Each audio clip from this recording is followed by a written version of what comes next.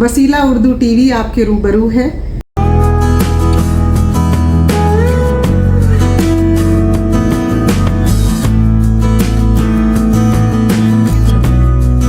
حاضرین، آپ سب کی خدمت میں ماہ منصور کا آداب۔ نیا ادب کے سفر کا تیسرا پڑاؤ ہے، اس میں آپ سب کا دلی خیر مقدم ہے۔ میں دل کی گہرائیوں سے آپ سب کا خیر مقدم کرتا ہوں۔ میں آج کی اس ادبی محفل کے صدر محترم شری اجے کمار سنگھ صاحب سے میں گزارش کروں گا کہ وہ ڈائز پر تشریف لائیں۔ آج کی اس محفل میں کنڑ ادب پر اپنی تقریر پیش کرنے والے پروفیسر جناب ایچ ایس شکاکائے صاحب سے میں عاجزانہ گزارش کروں گا کہ وہ ڈائز پر تشریف لائیں۔ آج کی اس محفل کے دولہا منیر احمد جاوید صاحب سے میں گزارش کروں گا کہ وہ ڈائز پر تشریف لائیں۔ میں سب سے پہلے شری اجے کمار سنگھ صاحب سے گزارش کروں گا کہ وہ اپنی نظم پیش کریں۔ ایک دو تازہ نظمیں پیش کرنا پچھلے ہفتے ہی اتری گئی۔ پہلی نظم میرا گھر۔ میرا گھر جی، مٹی کا گھر، مٹی کا ایک چھوٹا سا گھر، مٹی کا گھر، مٹی کا ایک چھوٹا سا گھر، اس گھر میں ٹمٹماتا مٹی کا ایک چھوٹا سا دیا۔ مٹی کا گھر، مٹی کا گھر، ایک چھوٹا سا گھر، اس گھر میں ٹمٹماتا مٹی کا ایک چھوٹا سا دیا۔ انورت انایاس مدھم اپنا پرکاش پھیلاتا۔ بس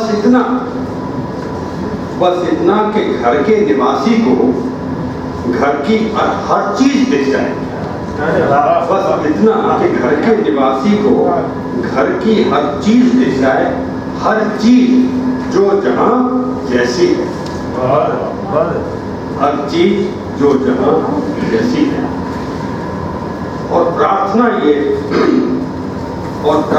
ہے کہ یہ چھوٹا اور مدھم پرکاش،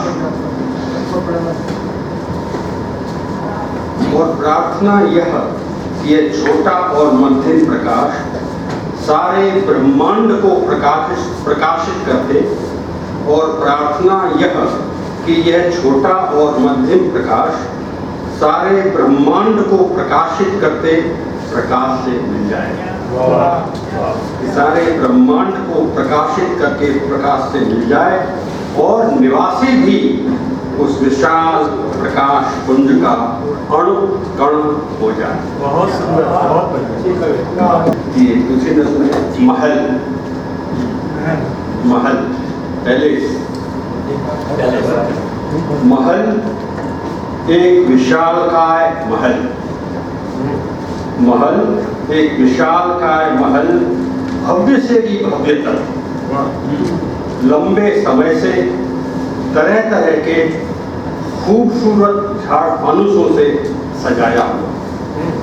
لمبے سمے سے طرح طرح کے خوبصورت جھاڑ فانوسوں سے سجایا ہوا، طرح طرح کے خوبصورت گیانوان سسنسکرت نواسیوں کا نواس استھان۔ طرح طرح کے خوبصورت گیانوان سسنسکرت نواسیوں کا نواس استھان۔ راجا نے مگر جھاڑ فانوسوں کو بجھانے کا آدیش دے دیا۔ راجا نے مگر جھاڑ فانوسوں کو بجھانے کا آدیش بھی دیا ہے۔ ایک کندیل بھی جلنے نہ پائے، ایک کندیل بھی نہ جلنے پائے، کیول اس کے، کس کے؟ راجا کے، کیول اس کے دھندواتے سلگتے شبدوں کے پرکاش میں، کیول اس کے دھندواتے سلگتے شبدوں کے پرکاش میں سمپن ہو سبھی راج کاج، سمپن ہو سبھی راج کاج، پرجاکاری اور سانسکرتک کریا کرام۔ دن رات کے ہر سمے چھائے اسپشٹ جھٹپٹے میں ایک دوسرے سے ٹکراتے پھرتے ہیں محل کے خوبصورت گیانوان سسنترت نواسی.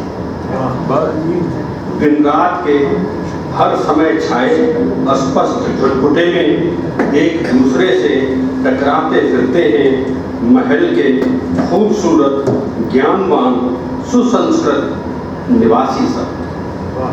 سینہ پھلائے خوشی خوشی مند مند مسکراتا ہے سنگھاسن پر شوبھائمان محل کا مہاراجا بہاس. نئے نئے چکچمے میں نے اپنی ماں کی کوکھ میں کچھ نہیں سیکھا. میں نے اپنی ماں کی کوکھ میں کچھ نہیں سیکھا. میرے پتا بہت ویست تھے. میرے پتا بہت ویست تھے کہ وہ میری ماں کو جب میں ان کے پیٹ میں تھا قرآن مہاوارت کی کہانیاں سناتے تھے. زندگی میں سفل ہونے کی چاہنے ان کے پاس ایسا کام کرنے کے لیے کوئی سمے نہیں چھوڑا. ان کا سوچنا تھا کہ وہ اپنا کام کر چکے ہیں. اب جو باقی تھا میری ماں کو کرنا. ان کا سوچنا تھا کہ وہ اپنا کام کر چکے, اب جو باقی تھا وہ میری ماں کو. میرے چاچا کا نام بھیم تھا پر بائیں انگ پر دھار نہیں سکتے تھے جو کوئی بان. ایسا کہا جاتا ہے ماحول میں ایسا ہے کہ بھیم جو ہیں اتنے کہنا چاہیے ان کی باڈی اتنی ہارڈ تھی کہ کوئی بھی اس پہ جب چلاتا تھا تیر تو اپنے ان کی left side he will take it and will fall down. It will not hurt backward. لیکن میرے چاچا جی کا نام بھیم تھا لیکن ایسی کوئی کرامت ان کو نہیں آتی تھی. میرے ماما جی تھے تو واسودیو. میرے ماما جی تھے تو واسودیوی پر ہندی پڑھاتے. میرے ماما جی تھے تو واسودیوی پر ہندی پڑھاتے. مجھ میں اور ابھیمنیو میں کوئی شامل نہیں تھا. مجھ میں اور ابھیمنیو میں کوئی شامل نہیں تھا جب تک کہ میں گھس نہیں گیا چکرویوہ میں. مجھ میں اور ابھیمنیو میں کوئی شامل نہیں تھا جب تک میں گھس نہیں گیا چکرویوہ میں. لگ بھگ اسی کی عمر میں کسی جیدرتھ نے نہیں روکا. گھس جانے دیا. کسی جیدرتھ نے نہیں روکا. ہم میں سے انیک کر گئے آسانی سے پرویش. چاچا بھیم نے نہ آنے کا نرنے لیا. چاچا بھیم نے نہ آنے کا نرنے لیا اور ماما تب تک پیلیا سے مرت پا چکے تھے. دشک پر دشک گزر چکے ہیں. دشک پر دشک گزر چکے ہیں. چکرویوہ ٹوٹتا ہے پر نکلتے نہ نکلتے پھر بن جاتا ہے. چکرویوہ ٹوٹتا ہے پر نکلتے نہ نکلتے پھر بن جاتا ہے. چکرویوہ اکیلا نہیں ہوں میں, دروناچار اور بھیشم سنگھ پھنسے ہوئے ہیں. اکیلا نہیں ہوں میں, دروناچار اور بھیشم سنگھ پھنسے ہوئے ہیں. اور تو اور میرے پتا بھی میرے ساتھ ہیں. حاضرین, ہماری یہ روایت رہی ہے کہ جدید شعراء کے ساتھ قدیم شعراء کا کلام بھی پیش کیا جاتا ہے تاکہ لوگوں کو اس کی پرانی غزلوں کا جو مزاج تھا اسے بھی اچھی طرح واقف ہو. اب خواجہ میر درد کے بارے میں ان کی غزل پیش کرنے سے پہلے جناب خلیل محمود صاحب سے میں گزارش کروں گا کہ خواجہ میر درد کے بارے میں کچھ بتائیں. اس کے بعد سردار وہاب صاحب خواجہ میر درد کی غزل پیش کریں. خواجہ میر درد جو 18ویں صدی کے شاعر تھے, ان کی پیدائش 18ویں صدی کے شروع میں, اور وہ میر تقی میر کے ہم اصل شاعر تھے. میر درد کا اصل نام سید خواجہ تھا. اور وہ ان کی پیدائش 1781 اور ان کی موت 1785۔ ان کے جو اجداد تھے وہ بخارا سے ہندوستان آئے تھے اور دلی میں انہوں نے سکونت اختیار کی تھی۔ خواجہ میر طرب نے دلی پر نادر شاہ، احمد شاہ ابدالی اور مراٹھوں کے حملوں کا انہوں نے اس کو دیکھا۔ وہ موسیقی میں بھی کافی دلچسپی رکھتے تھے، بہت ووکل اور انسٹرومنٹل، اور صوفی منش آدمی تھے۔ ان کا جو طریق تھا وہ آپ کو جو لوگ واقف ہیں نقش بندی سلسلے کے آدمی تھے۔ اردو کے ساتھ ساتھ انہوں نے فارسی میں بھی کلام لکھا ہے اور ان کی مشہور کتاب چہار رسالہ ان کی مشہور کتاب ہے۔ ان کے کچھ اشعار جو بہت مشہور ہیں وہ آپ کے سامنے ہیں۔ ایک شعر سنیے ان کا: سیر کر دنیا کی غافل زندگانی پھر کہاں، سیر کر دنیا کی غافل زندگانی پھر کہاں، زندگی گر کچھ رہی تو یہ جوانی پھر کہاں۔ یہ بہت ہی مشہور شعر ہے ان کا۔ یہ زندگی ہے یا کوئی طوفان، زندگی ہے یا کوئی طوفان ہے، ہم تو اس جینے کی کے ہاتھوں مر چلے، ہم تو اس جینے کے ہاتھوں مر چلے۔ اذیت مصیبت ملامت بلائیں، اذیت مصیبت ملامت بلائیں، تیرے عشق میں ہم نے کیا کیا نہ دیکھا، تیرے عشق میں ہم نے کیا کیا نہ دیکھا۔ ایک آخری شعر، نہیں، بہت اچھا شعر ہے۔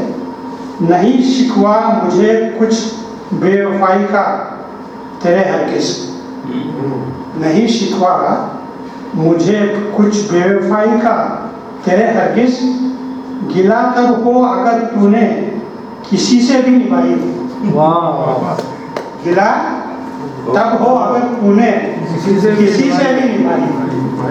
میں سردار وہاب سے گزارش کروں گا کہ خواجہ میر طرب کی کوئی شعری تقریب پیش کریں۔ بہت ہی مشہور شعر ہے، تر دامنی پہ شاید ہمارے نہ جائیے، تر دامنی پہ شیخ ہمارے نہ جائیو، دامن نچوڑ دے تو فرشتے وضو کریں۔ مدرسہ یا دیر تھا یا کعبہ یا بت خانہ تھا، مدرسہ یا دیر تھا یا کعبہ یا بت خانہ تھا، مدرسہ یا دیر تھا یا کعبہ یا بت خانہ تھا، ہم سبھی مہمان تھے وہاں تو ہی صاحب خانہ تھا، ہم سبھی مہمان تھے وہاں تو ہی صاحب خانہ تھا۔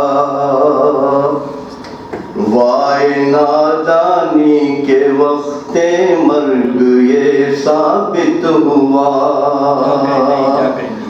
وائے نادانی کے وقت مرگ یہ ثابت ہوا، خواب تھا جو کچھ کے دیکھا جو سنا افسانہ تھا، خواب تھا جو کچھ کے دیکھا جو سنا افسانہ تھا، ہم سبھی مہمان تھے وہاں تو ہی صاحب خانہ تھا۔ حیف کہتے ہیں ہوا گلزار تاراج خزاں،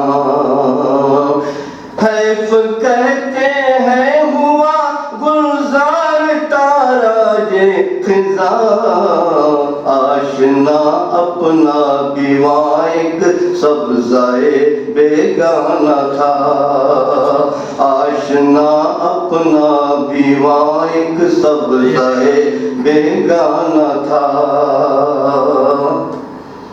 ہو گیا مہمان سرائے کثرت موہوم آہا، ہو گیا مہمان سرائے کثرت موہوم آہا، وہ دل خالی کہ تیرا خاص خلوت خانہ تھا، وہ دل خالی کہ تیرا خاص خلوت خانہ تھا۔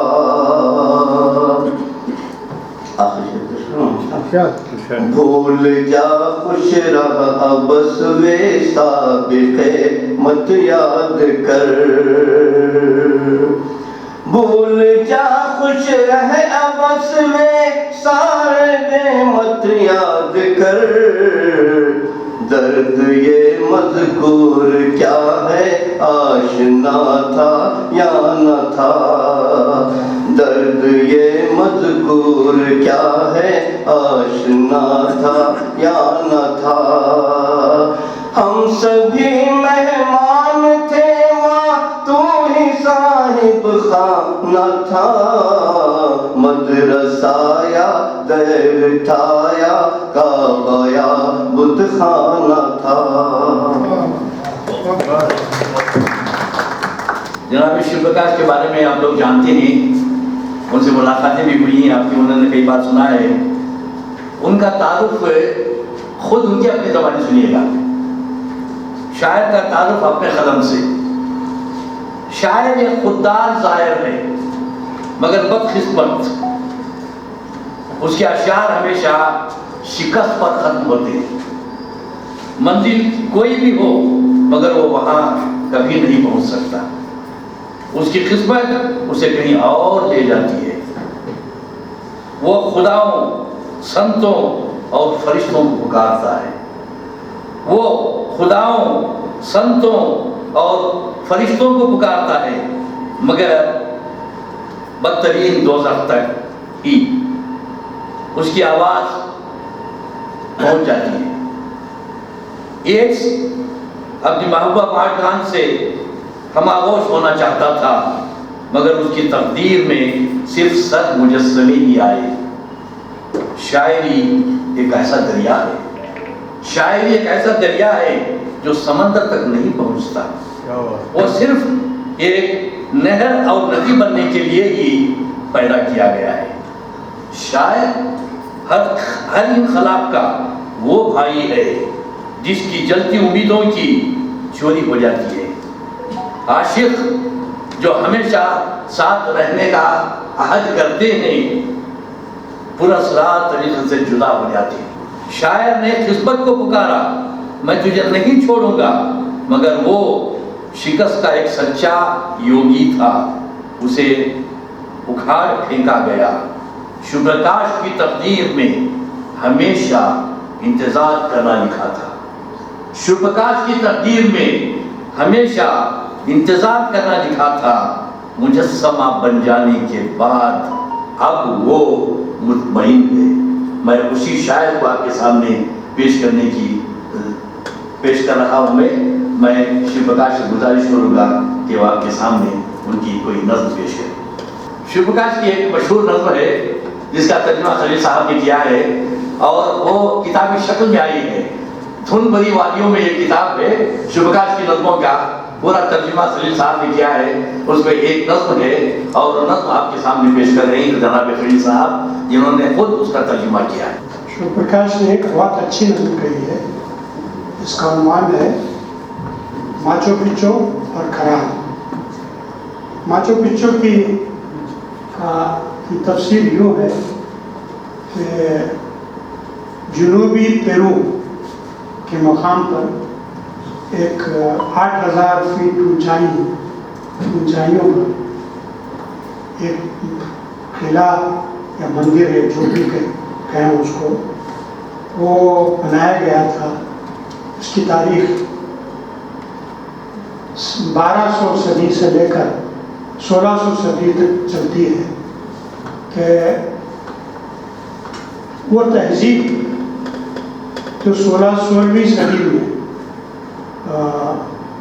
ہسپانوی حملہ کے تحت کچھ چیزیں ختم ہو گئی. یہ نظم اس پر ہے، اس محل پر یا قلعے پر. یہ نظم اس عنوان پر مشہور چلی کے مشہور شاعر پابلو نیرودا نے بھی نظم کہی ہے، اور وہ نظم بھی کافی مشہور ہے. لیکن اگر موازنہ کیا جائے تو پابلو نیرودا کی اور شیو پرکاش کی نظم میں شیو پرکاش کی نظم کہیں بہتر ہے. یہ تھوڑا طویل نظم ہے اور غور سے سننے کی متقاضی ہے. ماچو پچو کی بلندیاں اور کرال کی گہرائیاں. بادلوں میں خراٹے بھرتے ہوئے دن کے خواب. بادلوں میں خراٹے بھرتے ہوئے دن کے خواب. اگر اوپر کا آسمان زمین ہوتا تو نیچے کی زمین آسمان ہوتا. زمین کی دنیائی تفصیلات خواب بن جاتی. خوابوں کی زبان پانی کو کوئی اور نام دیتے.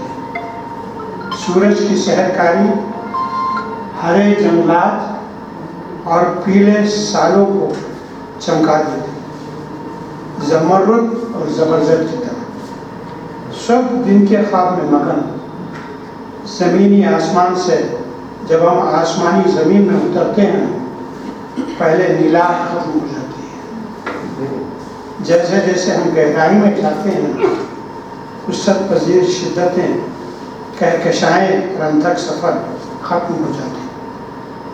کہیں زمین نہیں ہے، کہیں گھر نہیں ہے، کہیں تخم نہیں ہے، نہ ہی بارشوں کے کالے بادل. الوداع بلندیوں، چلو اب زمین کی طرف واپس چلتے ہیں. ہماری اکیلے زمین جہاں خواب کھلتے ہیں اور فصلوں میں تبدیل ہو جاتے ہیں. آئے ماچو پیچو کھائی میں ایک عظیم پتھر کا پھول. ہر طرف پتھر، ہر جگہ پتھر ہی پتھر. مگر انسان کہاں ہے؟ ہر جگہ پتھر ہی پتھر، مگر انسان کہاں ہے؟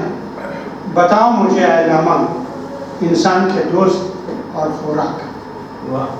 انسان کے دوست اور خوراک کہ جن کا تم بوجھ ڈھوتے ہو وہ مالک کہاں ہے؟ تمہارے مالک کے مالک کہاں ہیں؟ سب کچھ خالی، سب کچھ چھوڑ کر لوگ فرار ہو رہے ہیں. بتائے سورج دیوتا کے مندر تمہارا خدا کہاں بھاگ گیا؟ تمہارا خدا کہاں بھاگ گیا؟ تمہارے بادشاہ کہاں ہیں؟ ان کی تعداد، ان کی لاتعداد بیویاں کہاں ہیں؟ اور محلوں کے بھوکے گویے کہاں ہیں؟ ہٹو راستے سے ہٹ جاؤ، ابھی پالکی آنے والی ہے. غلاموں کے ننگے شانوں پر سوار. سنو ڈھول اور تاشے، بانس کی بانسریاں، بے حیا قصائد، یہ سب کب اور کیسے ختم ہو گئے؟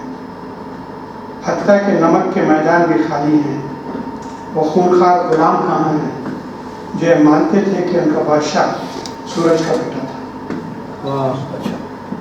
پہاڑوں سے اترتے ہوئے سب کچھ اپنانے کے لیے وہ غلام کہاں ہیں کہ جو سونا، مچھلی اور اناج کا بوجھ ڈھو کر پہاڑ پر چلتے تھے، پہاڑ سے نیچے اترتے تھے ہماری بھوک مٹانے کی خاطر. اے بے رحم چٹان بتاؤ مجھے اے نیلے آسمان تم جو غیر رضامند گواہ ہو. اے بادلو تم جو پہاڑی چوٹیوں پر ٹیک لگائے کھڑے ہو. اے بڑی شاہراہو، اے سورج، اے صبا وہ جو مچھلی، گوشت اور اناج لے گئے وہ کیسے تھک ہار گئے؟ وہ کیسے تھک ہار گئے جو وہ لے گئے؟ وہ کن لوگوں کے پیٹ میں گیا؟ لاماؤں کا ایک گلہ اپنا بوجھ اٹھانے پر مجبور، پھر ان کی خوراک بننے کے لیے مجبور. ان کا خاتمہ کیسے ہوا؟ وہ لوگ جو لاما کو ذبح کرتے ہیں اب انہوں نے ایک خوبصورت کھلونے کی شکل میں لاما کو بنایا ہے. انہوں نے اسے جوتے اور کپڑے پہنا دیے ہیں تاکہ وہ اس بچے کی قربانی کی تیاری کر سکے. اس غریب کو کیا معلوم کیونکہ وہ تو عید کے رنگا رنگ کپڑوں میں ملبوس ہے اور پہاڑ چڑھتے ہوئے اور بھی خوش ہے.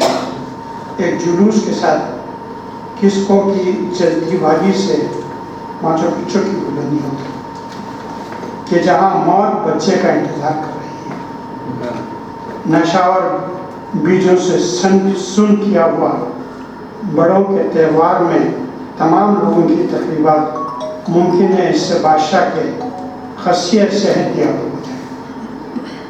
ممکن ہے اس سے آنے والا زلزلہ رک گیا ہو. ممکن ہے آنے والی قحط سالی بھی چلی گئی ہو کیونکہ پہاڑی دیوتا کو قربانی دے دی گئی ہے ایک بچے کے صاف ستھرے خون کی.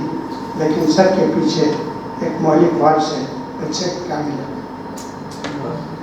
وفادار غلاموں کی سنہری تاریخ کہ جو مالکوں کی خیرات پر زندہ رہتے ہیں، جو جابر خداؤں کی پوجا کرتے ہیں، جو معصوم بچوں کا خون پیتے ہیں. اب یہ سب کہاں گئے؟ چٹانوں اور پتھروں کی عظمت کہاں چلی گئی؟ کہاں گئی فن تعمیر کی سنگی فتح؟ زلزلے نہیں، دور کے دریائے امیزون کے سیلاب نہیں، چٹانوں کے پراخچے اڑانے والی برف کے جھٹکے نہیں، نہ ہی پہاڑی دیوتاؤں کا غضب، نہ بحری دیویوں کا انتقام، بلکہ وہ جو معصوموں کو قربانیوں کا نشانہ بناتے ہیں. کیا یہ لوگ دوسرے لوگوں کا شکار نہیں؟ کیا یہ لوگ دوسرے لوگوں کا شکار نہیں؟ انہیں ہسپانیوں کے حملے کی خبر توپوں اور گولیوں کے چلنے سے لگی. زمین دہل گئی، زمین دہل گئی، پانی خوف سے تھرا گیا. دیکھو حملہ کیسے ہیں، ان کے ایک ہاتھ میں سلیب ہے تو دوسرے میں تلوار. ان کے ایک ہاتھ میں سلیب ہے جو دوسرے میں تلوار. ایک عجیب نیا ہتھیار، ایک عجیب نیا ہتھیار. ان کے منہ میں انجیل ابلتی ہے اور دلوں میں خاطرانہ ہوس. ان کے منہ میں انجیل ابلتی ہے اور دلوں میں خاطرانہ ہوس. اے بادشاہ، ہمیں چھوڑ دیں گے؟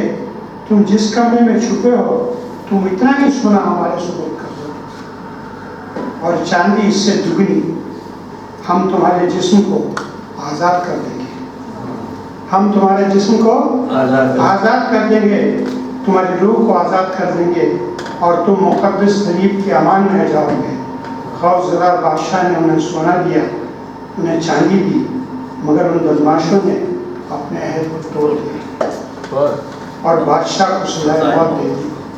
اور بادشاہ کو سزائے موت دے دی. خوف زدہ لوگوں نے بھوک سے مرتے تمام برگ اعظم پر چھائے سرخ سائے تلے پناہ لی اور سب کچھ سیاہ ہو گیا. اور سب کچھ سیاہ ہو گیا. ہمیں چیلوں کی بلندیوں کے برباد پتھر کے باغوں سے نیچے اتر دو، کسکوں کی وادی میں، اور پچھلے 2000 سال پرانے شہر کو تباہ کر دو. اے ماضی اسے ماضی ہو جانے پرانے پرتشدد شہر.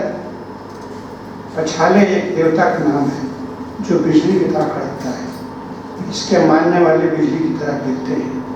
بحری دیوی کو ماننے والوں کا ان کھلیانوں اور خزانوں کو لوٹتے ہوئے مفتوحوں کو قتل کرتے چلے گئے اور ان کے بچوں کو بھی اینٹوں کے احرام کو جیت لیا جو انسانی قربانیوں پر تعمیر کیا گیا تھا اور کہانی کا حصہ بنا تھا. حملوں اور حملوں کے بعد جواب کے بعد انہوں نے ایک اور پتھروں کا شہر آباد کیا، اپنے مفتوحوں کے خون سے مقدس کیا ہوا. بحر الکاہل کے مشتعل ساحلوں پر دہشت، برف اور بادلوں کی گڑگڑاہٹ میں ایک شہر کھڑا ہے. ایک شہر جس نے ایک دیو قامت قلعے سے اپنی حفاظت کی تھی، غیر مشین بین حملوں سے. مرد ہیروؤں کا شور کہ جنہوں نے اپنے دیوتاؤں کے غصے کو شانت کرنے کے لیے انہیں اپنی دفتروں کا نام دیا. شہر کے کھنڈرات کے پار مشتعل لہروں کے درمیان بحر الکاہل میں 2 چٹانیں کھڑی ہیں، ایک بڑی اور دوسری چھوٹی، جس کی کہانی شہر کی کہانی ہے، جس کی کہانی شہر کی کہانی ہے۔ وہ دیوتاؤں میں پیدا ہوئی تھی، ایک غیر معمولی حسن کہ جس کا موازنہ نہیں کیا جا سکتا۔ آسمانی دیوتاؤں کی ہوسناک نگاہیں ہمیشہ اس پر لگی ہوئی تھی۔ وہ اپنی آنکھوں کی چمک کو سورج اور چاند کی چمک سے زیادہ چمکدار سمجھتی تھی۔ وہ اپنی چھاتیوں کے جوڑے پر بھی بہت ناز کرتی تھی۔ وہ تمام دیوتاؤں کو تنکے کے برابر بھی نہیں گردانتی تھی، سوائے ایک کے جس نے صحراؤں کو عظیم شہروں میں تبدیل کر دیا تھا اور پتھروں کو مندروں میں، وہ کہ جس نے بانسری میں شیمی موسیقی کا سانس چھوڑا، وہ کہ جس نے ہر دیوتا کو للکارا، اس نے اپنے دل و جان اس پر نچھاور کیے، وہ بھی اس کی محبت میں گرفتار ہے اور اس کے وصل کے انتظار کی آگ میں مرجھا گئی۔ وہ سمندروں کے لہروں، بھٹے کے کھیتوں میں عظیم چٹانوں کے درمیان وصل سے 2 چار ہوئے اور آخرکار ایک چاندنی رات کو اس دیوتا نے اس میں اپنا بیج کو دیا۔ یہ بیج ایک نایاب عصبت کا بیٹا تھا۔ جب ممتا کی خوشی تمام حدوں کو پار کر گئی تو اس نے محبوب کو اس کی اصلی مردانی روپ میں دیکھ لیا۔ خوشی غصے میں بدل گئی اور غصہ غیر برداشت کن جذبے میں اس نے اپنے بیٹے کے ساتھ بحر الکاہل میں چھلانگ لگا دی اور بحری دیوی نے ان پر بے انتہا رحم کرتے ہوئے انہیں 2 چٹانوں میں تبدیل کر دیا، ایک بڑی اور ایک چھوٹی، جو آج بھی سمندر کی دہاڑتی لہروں کی آواز میں کل کے شہر کے کھنڈرات کی کہانی کہتی ہے۔ بے صبر لہروں نے ریت کے ساحل سے ایک سوال کیا۔ اس کے جواب میں ساحل نے کہا، تباہ شدہ محلوں اور مندروں اور وسیع بازاروں کے شہر سے سوال کیا، ان کے نیز و نابود آرزوؤں کی تکمیل ہوئی کہ نہیں؟ اس کی وجہ کیا تھی کہ انسانی ہنر پتھروں، اینٹوں، دھات اور لکڑی کے اندر اتر جاتا ہے اور انسانی خوف کی بنیاد پر احرام بنتے ہی چلے جاتے ہیں۔ اے دھماکوں میں اڑائے گئے شہر کے مرکز، ٹوٹے ہوئے پتھروں اور خالی مندروں کے باسیوں، تمہاری تباہی کی اصل بنیاد کیا ہے؟ یہ خوف کے علاوہ کیا ہو سکتی ہے؟ تمہارے مہلک اور خطرناک اسلحوں کی ماں انسانی تاریخ میں ایک چھوٹا عارضی وقفہ، 2 لفظوں خوف اور تشدد کے درمیان انسانی زندگی کا ایک متذبذب طائر جو قتل کے پہلے اور بعد پھٹلا رہا ہے۔ زمین کی قیمتی فصل اور اس غضب سے بھاگ چلیں اور 2000 سال پرانے شہر کرال کی جانب جائیں، امریکہ کا قدیم ترین شہر۔ ماچو پچو نہیں، یا پچھا ماگ نہیں، یا پوالما نہیں، سمندروں سے گھرے امریکہ کی قدیم ترین کہانی، کرال امریکہ کا شہر جو 5000 سالوں تک ریت میں دبا رہا۔ کرال صوبے وادی کا پتھری حسن، اے تمام گھروں سے پرانے گھر، کیا تم ریت کے نیچے چھپے ہوئے تھے 5000 سال تک؟ کیا ہم اوپر نیچے چڑھتے اترتے سے تھکار کر تم تک آئیں؟ بریدت اجسام پر بنائے گئے احرام کہ جنہیں کھنڈرات سے نکالا گیا، قربانی میں ذبح بچوں کے سوکھے ڈھانچے، یا پھر عمر رسیدہ لوگوں کے بے سر جسم، یا صدیوں تک دفن کھوپڑیاں بے حس پتھروں کے نیچے، خوبصورتی سے بنائے گئے اسلحوں کے ساتھ کہ جنہیں چاندی، سونے اور تانبے سے بنایا گیا تھا، ایک دوسرے کو پھاڑ کھاتے لوگوں کو دیکھنے کے بعد، تصویروں کی حسین حیتوں، آور شکلوں کو دیکھنے کے بعد کہ جنہیں پتھروں، دھاتوں اور مٹی سے بنایا ہے، یہ خونریزی دوسرے خونریزی کے درمیان میدانی فتوحات کے قسم کا وہ پتھروں، مٹی، لکڑی اور دھات کے دیوتاؤں کی تعریف میں مگن مقتولوں کے خون پر فربا ہوتے ہوئے 7 بر اعظموں کے اسٹیج پر اور ہمارے دکھوں کے تھیٹر میں، اے میرے کاڑا لفظوں، اس دور دراز پیرو میں میرے ساتھی بنے، میرے ساتھ رہنے کا شکریہ۔ جاگتے خوابوں کے درمیان ماچو پچو کی بلندیوں کے کہ جہاں جھیلوں کا بسیرا ہے، وہاں سے بحری دیوی کے شہروں تک اور اس دیوتا تک جس کا نام برق ہے۔ شاندار شہر کلاؤں کے خواب، سب کی خوشی، روح کی آرزو، انہیں کاغذ کے پرزے پر لکھو اور خواب کے کبوتروں کے پنجوں سے باندھ دو، انہیں پرواز کرنے دو تمام زمانوں میں، تمام مکہ و نامکہ میں، تمام دنیاؤں میں۔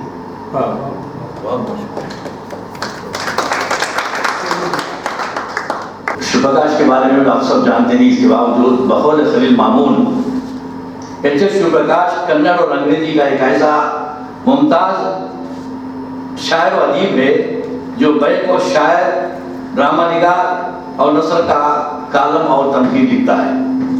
شبکاش کی شاعری ایک عالمی پس منظر میں جنم لیتی ہے، جہاں جمالیاتی سطح پر وہ مختلف موضوعات پر نبرد آزما ہوتا ہے اور نظم کی صورت میں اسے تخلیق کرتا ہے۔ شبکاش کی شاعری صبح ساجد کی مانند سفید اور سچی ہے۔ اس کی جڑ میں آپ تہذیب و تمدن کی اعلیٰ اقدار ہی کو نہیں بلکہ ان کے منفی اثرات سے بھی متاثر ہوتے ہیں۔ وہ ادب آگہی کا شکار نہیں ہوتا بلکہ اپنے آپ سے باہر آ کر نامعلوم جہات کا سفر کرتا ہے۔ شبکاش کی شاعری میں ایک ایسا تخصیصی پہلو ہے کہ جس کی روح سے اس کی شاعری کی مثالیں آج کے عہد کی عالمی اور ہندوستانی شاعری میں بہت کم ملیں گی۔ ٹی ایس ایلیٹ نے جس آبجیکٹو کوریلیٹیو کا ذکر کیا ہے وہ آپ کو شبکاش کی شاعری میں ملے گا۔ ان کی تمام شاعری اس مفروضے سے سرفراز ہے۔ شبکاش کی شاعری کا ایک اور اہم عنصر اس کا قدرت کا گہرا گیان ہے۔ نہ صرف یہ کہ وہ قدرت کے نشیب و فراز سے خوب واقف ہے بلکہ اس میں انسانی زندگی کے فتح و ظفر اور شکست و ریت کو یکساں طور پر دیکھ سکتا ہے۔ یہی حال انسان اور اس کے معاشرے کا ہے۔ اس میں تہذیب و تمدن میں آ جاتے ہیں، اس کی تعمیر ہی میں اس کی بربادی کے عناصر مضمر ہیں۔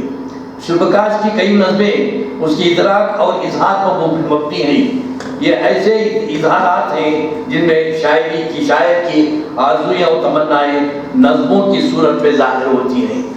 یہاں فطرت سے ہم آہنگی اور اس کے رموز کا اعلان بڑے کھلے طور پر ابھر کر سامنے آتا ہے۔ شبکاش پتھروں، پہاڑوں، دریاؤں، سمندروں، دیوی دیوتاؤں اور انسانوں کی یکساں طور پر برت سکتا ہے اور پھر آج کی جدید تر شاعری کا حصہ نہیں ہے۔ اس پر شاعری جزویز پیغمبری کا قول بھی صادق آتا ہے۔ شبکاش کی شاعری اردو قارئین کے لیے ہی نہیں بلکہ اردو شاعروں، نقادوں کے لیے بھی شاعری اور ادب میں ایک نئی سوچ اور اس کی اظہار کے دروازے کھولنے کے مترادف ہے۔ اب میں شبکاش صاحب سے گزارش کروں گا کہ ڈائس پر تشریف لائیں اور اپنی تحقیقات پیش کریں، اور اس کے ساتھ ہی ان کا جو لیکچر ہے کنڑ ادب پر، کنڑ زبان، اس کے ادب، ترویج و بقا وغیرہ کے بارے میں اپنی اظہار خیال کریں۔ Thankful to my friend Khalil Mahmood for having translated this very long poem. And I think I'm not going to read the entire poem because I know it's too long. We also notice one thing: the Urdu poetic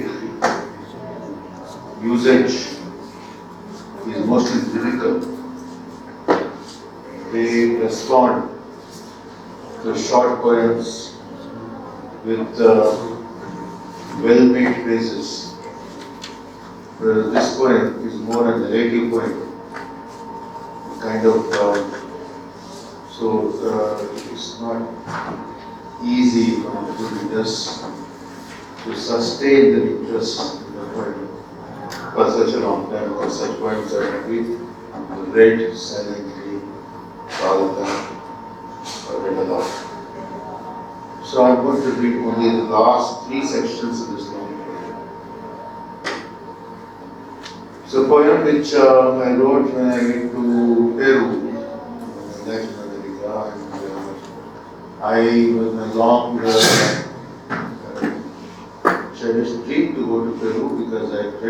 this Macha Picchu, the famous poem that Kabul and Ahimsa Macha Picchu. And when I went to Peru, I was also told more than Macha Picchu, there was something older than Macha Picchu, which is called Caral. In Peru, you have many sites of ancient cities. The whole country is a great museum of ancient cities and monuments, not products. And I'm not going to the history of Peru because we mostly know the history of Euro-American countries, not so much European countries. And there is no window, not much window, no transaction is happening between Latin America and India, and that's why we travel to India quite often. So in this poem, the poem begins with Macha Picchu. See, Macha Picchu is a city which was established the second millennium. There are many other cities in Peru which were established in the second millennium, also in Mexico and other places. And these people who built cities were very violent. There are lots of signs of violence and bloodshed in these cities. So any American city, which American city is built on the foundation of a virgin who was sacrificed, and that dead body becomes the foundation of the city.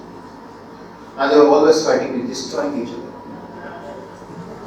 And Kabul's poem talks about the violence and exploitation and all that. And also historians have said that cities are built because people are aggressive, because they are being attacked by others.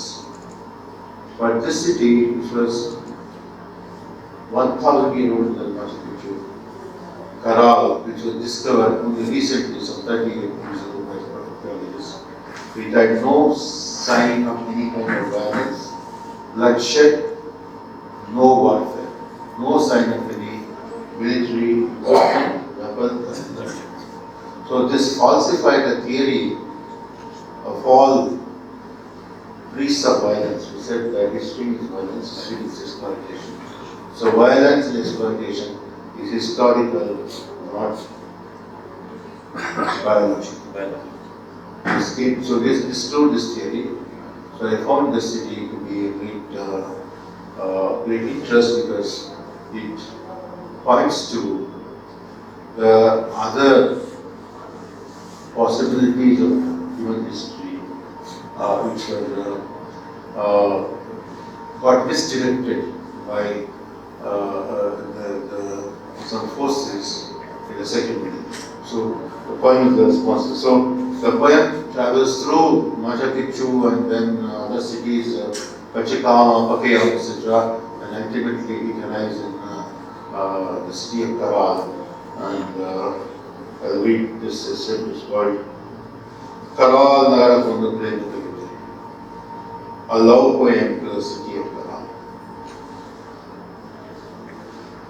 ಮರಳ ಬಸರಿಯಿಂದ ಹೊರಬಂದ ಪ್ರಾಚೀನ ಶಿಲೆಯ ವಾಸ್ತುಶಿಲ್ಪದ ಶಿಲೆಯೇ, ಪೃಥ್ವಿಯ ಪ್ರಥಮ ಪಿರಮಿಡ್ಡುಗಳ ತವರು ಮನೆಯೇ, ಮೂಳೆಯ ಮೊದಲ ಕೊಳಗಳು ಕೇಳಿ ಆ ಚಕ್ರೋದೇವಿಯಲ್ಲಿ ಬೆಳಗಿದ ನಗರ ಚೌಕಗಳೇ, ಬದಲಿಸಿದ ಮಾನವನು ಸುಳಿದ ವಿಶಾಲ ಹಾದಿಗಳೇ, ಯಾವ ನಾಟಕಗಳಾಡುತ್ತಿದ್ರಿ ನಿಮ್ಮ ಬಯಲ ಬೃಹತ್ ರಂಗಭೂಮಿಗಳಲ್ಲಿ, ಯಾವ ಗೀತಗಳಿದೀಗ ಕೊಳಲು ಇದರ ಮೂಡಿ ಕೆಡುತ್ತಿತ್ತು ನಿಮ್ಮ ಕಿವಿಗಳಲ್ಲಿ, ಯಾವ ನರ್ತಕರ ಪಾದ ಸೋಕಿದ್ದ ತಾಳಿತ್ತು ಮಣ್ಣು, ಲೋಹಗಳಿಗೂ ಮೊದಲು ಪಿಂಗಾಣಿಗೂ ಮೊದಲು ಕಲ್ಲಲ್ಲೇ ಪಾತ್ರೆಗಳ ಲೋಟಿಗಳ ಅಡಿಗೆ ಸಾಮಾನುಗಳು ಚಚ್ಚಲು ಕುಶಲಿಗಳೇ, ಅಕ್ಷರಗಳಿಗೂ ಮೊದಲು ಕೈಪುಗಳ ಹಗ್ಗಗಟ್ಟುಗಳಲ್ಲಿ ಹಗ್ಗ ಸಂಖ್ಯೆಗಳ ನೆನಪಿಟ್ಟ ಲೆಕ್ಕಿಗಳೇ, ಕೈಯೋತೆ ಎಳೆಗಳ ವೆಲ್ಕಾಲಿಯುಗಾಲಿಸುವುದು ಸುಖಸರಿದ ಸಿಕ್ಕರಿಗಳೇ, ಹತ್ತಿ ಬೆಳೆಯನ್ನು ಉತ್ಕೃಷ್ಟಗೊಳಿಸಿ ಮಾನಾಣಿ ಫಸಲು ಪಡೆದ ದುಷ್ಕೃಮ ಬೆಳೆಗಾರರೇ, ಕಡಲು ಕಡೆ ಕಾಡು ದೂರ ದೂರದ ನಾಡುಗಳಿಗೆ ಆಯಾತ ನಿರ್ಯಾತ ನಿಲ್ಲಿಸಿದ ಮೊದಲ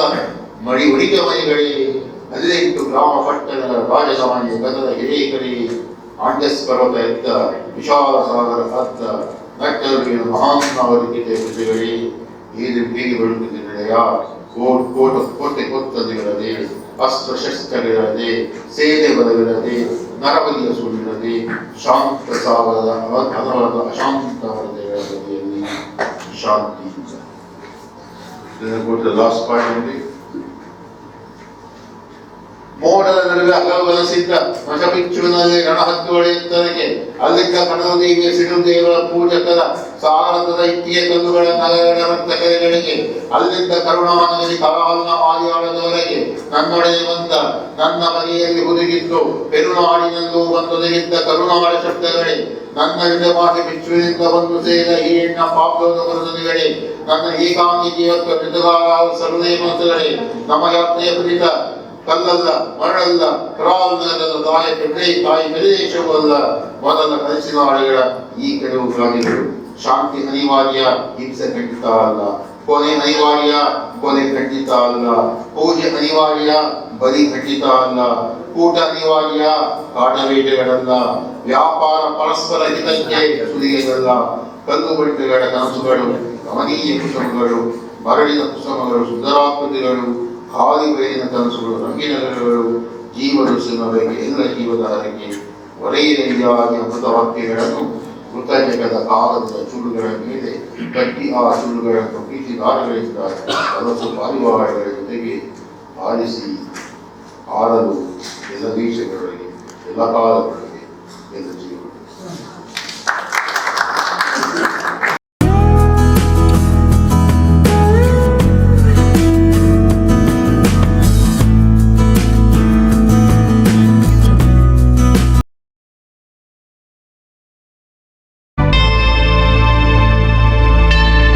Subscribe to my channel and also press this bell icon so you can get latest video notifications.